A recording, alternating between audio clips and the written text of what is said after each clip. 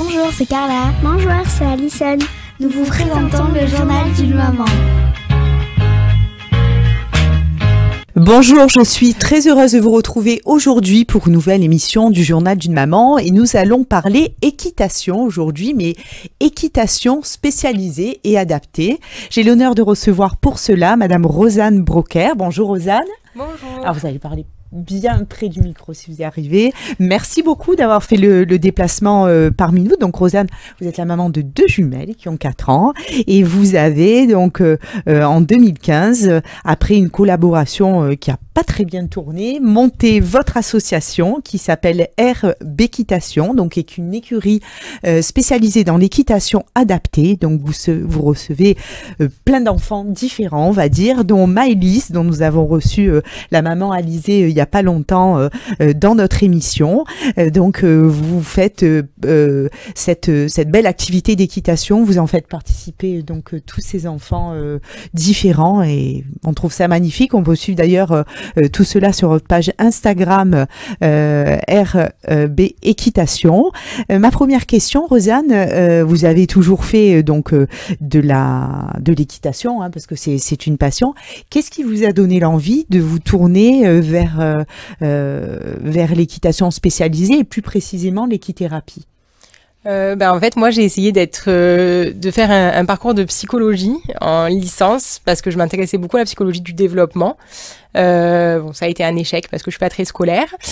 Du coup, après, j'ai voulu devenir éducatrice spécialisée et c'était très compliqué de rentrer en apprentissage. Donc, je suis retournée à ma première passion, le cheval. Que j'avais un peu mis de côté avec les études et en fait pour moi ça a été une évidence. Quand j'ai été en formation, j'ai dû du coup dans mon cursus mettre des gens en situation de handicap à cheval et le lien qu'il y avait entre les personnes et le cheval m'a énormément touchée. Et je trouvais qu'en fait, on survolait trop dans les centres équestres cette activité, c'était pas vraiment approfondi. Et avec l'association, ce qu'on essaye de faire, c'est vraiment du début à la fin d'avoir un projet avec les personnes qu'on accompagne, que ce soit en individuel ou avec des structures.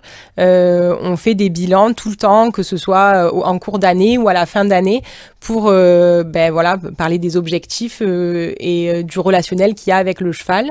Et c'est ça, en fait, vraiment, moi, qui m'a touchée dans cette activité et dans cette approche entre les personnes qui peuvent être différentes, justement, et le cheval qui, lui, ne fait pas de différence, en fait. Comment ça se passe un cours avec des enfants? Alors, on va parler de Maëlys parce que on a reçu sa maman. Maëlys est venue aussi dans le studio. On a pu la rencontrer. Comment se passe une séance? Parce que c'est compliqué, hein. Souvent, c'est des handicaps lourds. Comment s'adapte cette séance? En fait, ça va déjà dépendre du handicap parce que même dans un handicap, il peut y avoir plusieurs personnalités différentes. Rien n'est pareil à chaque fois. Et même avec Maëlys, par exemple, il y a des fois où elle arrive de très bonne humeur et on peut faire une super séance, ou des fois où elle est un peu plus ronchonchon et du coup, il faut qu'on adapte notre séance aussi en fonction du cavalier. Mais en général, on arrive, on sort le poney. Maëlys reste à côté pendant qu'on brosse le poney. Elle va d'abord, on va faire du sensoriel, un peu du toucher, le poil du cheval, la crinière, parce que c'est pas le même aspect. Donc du coup, on va un peu travailler sur ça. Et ensuite, après, il y a 2 aspects. Il y a l'aspect moteur. Donc on travaille en lien aussi avec une psychomotricienne qui va intervenir sur les séances avec Maëlys. Et ça permet du coup là vraiment de faire de l'équithérapie pure et dure parce que elle va travailler sur la posture, sur le maintien de la tête, etc., sur ces choses-là. Et du coup, nous, notre job, ça va être de faire en sorte que le lien entre Maëlys et le poney soit constant, ou le cheval, parce que des fois, on monte avec elle, en fait, sur le cheval. La monitrice va monter, ou la maman de Maëlys, des fois, Alizée monte aussi, sur le cheval avec Maëlys, pour du coup travailler d'autres aspects de la motricité ou du sensoriel pendant la séance. Qu'est-ce que vous voyez chez ces enfants après une séance? Généralement de l'apaisement, parce qu'en fait, aux écuries, c'est un lieu qui est assez petit et assez calme. Donc ça leur permet de couper de leur quotidien qui est souvent très médicalisé. On installe une routine quand même, parce que c'est important pour eux d'avoir des repères. Mais c'est vrai que c'est moins polluant auditivement. C'est vraiment de créer une bulle en fait de bien-être en venant à l'écurie. Tout à fait, ouais. J'essaie d'imaginer un petit peu les sensations qu'on peut ressentir. Est-ce que du coup, il y a possibilité de faire de l'équitation même si on n'est pas porteur de handicap à votre écurie? Oui, à l'écurie, on accueille tout le monde. On a des personnes comme vous et moi qui viennent aux écuries tous les jours aussi pour prendre des cours d'équitation classique. On est diplômé BPGEPS, donc on est tout à fait capable de faire monter des gens à cheval qui n'ont pas de pathologie. Après, c'est vrai que voilà, ça reste quand même l'accueil principal, c'est des personnes qui sont en difficulté et voilà, peu importe après que ce soit moteur. Ce que j'allais vous poser comme question, voilà. C'est quel genre de personnes? Bon, on a parlé de Maëlys parce qu'on la connaît, mais vous recevez quel genre d'enfants avec quelle problématique? On a des enfants qui sont polyhandicapés comme Maëlys, on a des enfants qui ont des troubles autistiques, certains qui ont des problèmes de cécité visuelle, auditive. C'est vraiment très varié. On accueille des adultes aussi à l'écurie. On a des hôpitaux, par exemple, de jour avec des personnes qui sont en burn-out, dépression, ces choses-là aussi. C'est vraiment très, très varié. On essaye d'adapter chaque projet en fait, au cheval en faisant en sorte qu'on trouve de l'intérêt et surtout de se retrouver avec soi-même, avec le cheval. Et c'est très important de garder cette ligne de conduite parce que les écuries, elles ont bientôt 10 ans maintenant. Et oui. Donc c'est vrai que ça s'est beaucoup développé et on accueille de plus en plus de monde. Mais on ne veut pas perdre cet objectif-là. C'est du projet individuel, même quand les gens viennent en groupe. On veut que ce soit vraiment personnalisé. Est-ce que vous avez des chevaux que vous réservez uniquement pour les personnes un peu plus handicapées ou est-ce que tous les chevaux sont habitués à être montés par tout le monde? Alors, tous les chevaux sont habitués à être montés par tout le monde, oui. Par contre, on a un lève-personne à l'écurie qui nous permet de mettre des personnes qui sont en fauteuil à cheval. Et ces selles-là peuvent être des fois lourdes. Et en fonction des pathologies des gens, par exemple, une personne qui est tétraplégique a moins de tonus musculaire, forcément. Oui. Donc, il faut un cheval qui est un peu plus porteur. Donc, on a 2 chevaux de trait à l'écurie qui, on va dire, sont réservés un peu plus, du coup, pour cette activité-là.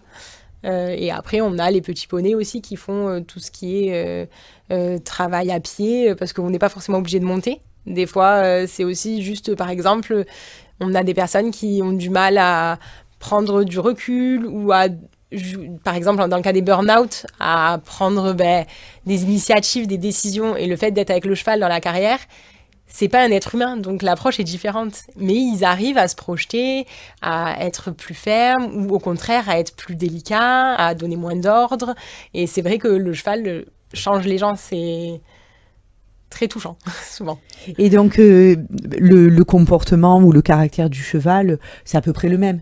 C'est-à-dire qu'il n'y a pas le cheval qui va être un peu plus cool avec les personnes. Je vous pose cette question, j'en sais rien. Bizarrement, les chevaux sont différents en fonction du tempérament des gens aussi. D'accord.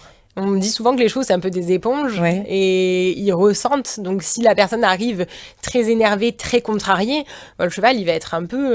c'est vrai, il ressent... Attendre qu'il se détende avant de...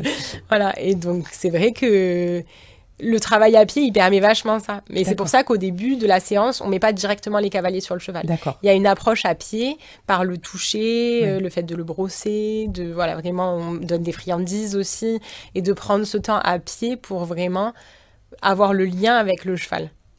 D'accord, oui. On ne sait pas. Enfin, moi, je ne connais pas bien les chevaux, mais c'est vrai qu'on sait. Bon, je ne savais pas qu'ils ressentaient. Mais moi, j'ai un peu peur de monter. Voilà. Mais on n'est pas obligé de monter, c'est justement ça. Oui, rien que de toucher, de les voir.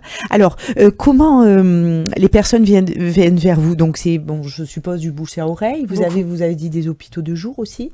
Oui, en fait, tout s'est toujours fait du bouche à oreille. C'est-à-dire que moi, j'ai commencé, je travaillais dans un centre équestre au début à Marseille. Et quand j'ai monté les écuries, il y a une structure qui travaillait avec moi sur ce centre équestre qui a voulu me suivre. Et après, en fait, les éducateurs, en parlant entre eux et les parents, pareil, parce qu'en fait, on a beaucoup d'individuels, mais les les jeunes sont souvent en structure. Donc après, ils parlent sur la structure. Ah, mais vous faites du cheval, ARB équitation, super, on va les contacter pour un projet. Et ça s'est développé comme ça.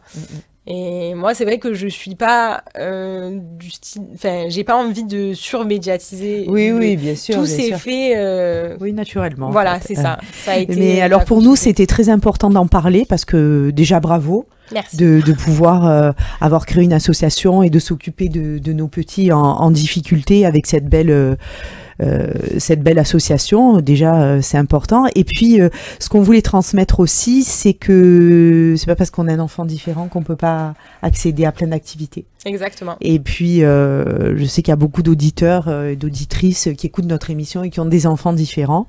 Et tout est possible, même si on est différent. Oui, nous, ça nous arrive même de faire des parents qui nous contactent, ils viennent qu'un certain temps avec leurs enfants, 1 mois, 2 mois, 6 mois, on est vraiment, c'est vraiment à la carte, à l'écurie. Et ils viennent aussi avec les frères et sœurs, par exemple, parce que ça permet de faire une activité... en famille. Oui, puis j'ai envie de dire lambda, parce que le cheval, c'est pas non plus... On se dit pas, quand on a un enfant polyhandicapé, on va lui faire du cheval. Bien sûr. On fait faire de la piscine, de la relaxation, c'est pas du tout une activité vers laquelle on tend à aller... Mais c'est vrai que oui, c'est possible. Tout à fait. Écoutez, Rosanne, merci beaucoup. Alors, on vous retrouve dans votre écurie qui se situe à Aubagne. Vous avez un compte Instagram Gemnos. Alors, il y a écrit Aubagne. C'était une erreur? Oui. Bon, Gemnos. Désolée. C'est pas grave. Bon, c'est pas très loin. On va modifier ça tout de suite. C'est pas très loin. Et donc, on vous retrouve sur mon compte Instagram où là, il y a plein de choses. Déjà, des belles photos un petit peu pour voir tout ce que vous faites. En tout cas, merci beaucoup de donner tant d'énergie dans cette association. Merci pour votre courage. Et puis, je pense que les enfants ont besoin de personnes comme vous. Parce que même si on est différent, on peut faire comme les autres. Surtout avec le cheval. Et moi, je viendrai vous voir, mais pas pour monter dessus, juste pour caresser les chevaux. Oui, il faut venir nous voir quand Maëlys, elle est là, avec plaisir. Oui. Alors, c'est super. Puis, on a vu la maman de Maëlys nous a montré des vidéos, des photos de Maëlys sur le cheval. C'est juste magique, quoi. Ah oui, c'est vraiment une parenthèse hors du temps. Après, il ne faut pas oublier que, moi, je suis pas toute seule. Il y a toute une équipe derrière. Bien sûr. J'étais seule au début, mais j'ai trouvé des gens aussi passionnés que moi et qui font fonctionner l'écurie. Comme vous l'avez dit tout à l'heure, j'ai eu des jumelles, j'avais déjà les écuries, donc il fallait bien qu'il y ait des gens pour assurer derrière et continuer à faire fonctionner tout ça. Donc, c'est magnifique. Équipe, bravo, merci beaucoup Rosanne. Avec plaisir. Merci. Chers auditeurs, je vous remercie de nous avoir suivis. On se retrouve très vite pour une nouvelle émission. Au revoir. Bonjour, c'est Carla. Bonjour, c'est Alison. Nous vous présentons le journal d'une maman.